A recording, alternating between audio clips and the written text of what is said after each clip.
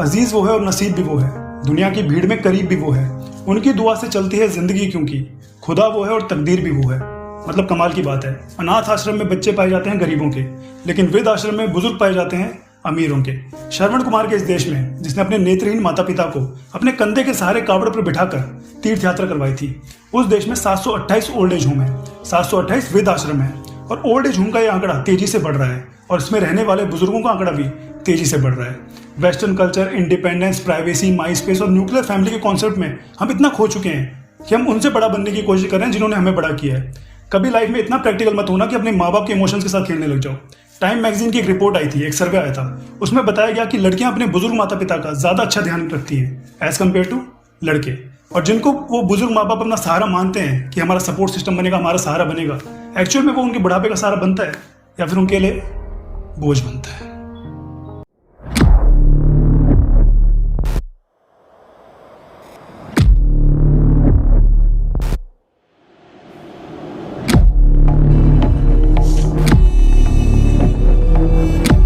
एक कुत्ता होता है, उसे भी इंसान इतना प्यार से संजो के रखता, तो क्या माँ बाप को बच्चे नहीं उस तरीके से संजो के रख सकते हैं?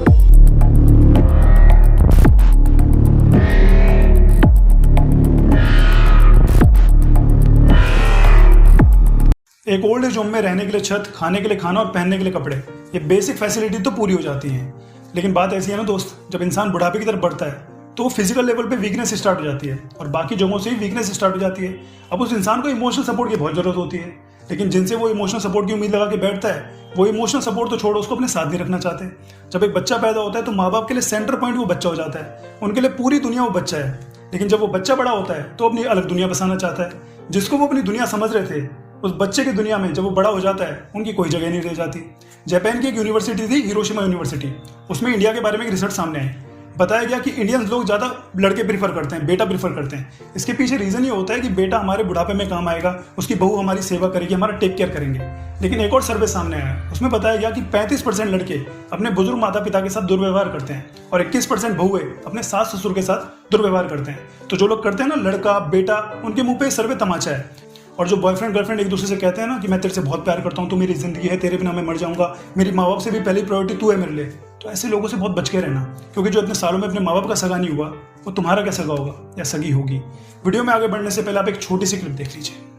जितनी कंपनियां थी वो सब अपने नालायक पुत्र को गिफ्ट कर चुका हूँ, इसलिए he is the owner now, I have no say. वही बड़ी गलती, बहुत बड़ी गलती थी। कभी कभी बाप अपने प्यार में गलतियां कर देता है, मैंने भी की। क्या कोई बाप नहीं करता है? बहुत से लोग करते हैं, शायद इतनी बड़ी नहीं करते हों। हमने बहुत बड़ी गलती की, ठीक है, तो उसका भुगतान तो हम ही को देना पड़ेगा। अभी जो आपने वीडियो देखी वो थी रेमंड ग्रुप के मालिक विजयपत सिंघानिया की। विजयपत सिंघानिया ने अपने पुत्र मोह में, अपने बेटे के प्यार में 2015 में अपनी सारी प्रॉपर्टी अपने बेटे गौतम सिंघानिया के नाम कर दी। अब गौतम सिंघानिया ने क्या किया?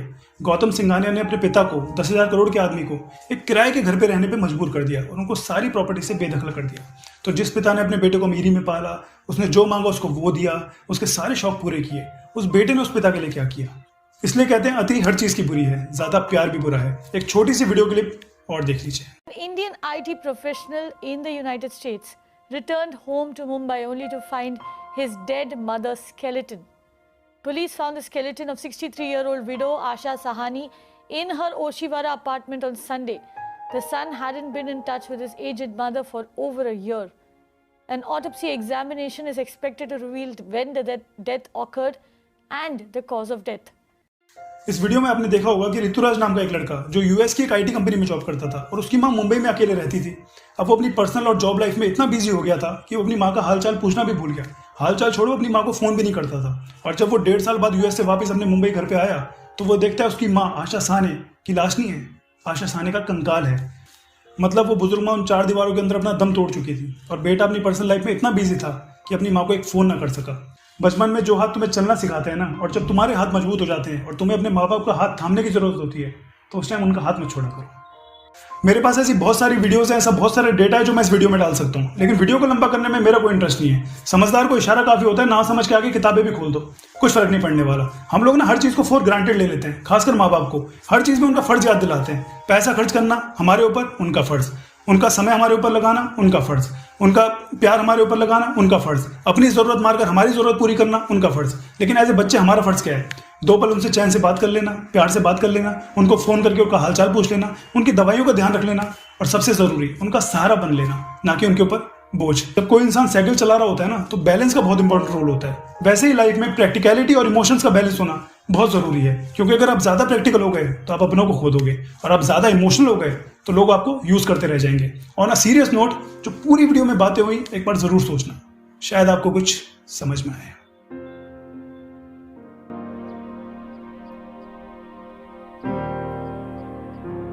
अब हमारे यहाँ इनका ख्याल रखने के लिए तो कोई है नहीं। मैं और मेरी मिसेस दोनों ही काम पे निकल जाते हैं सुबह, क्या करें।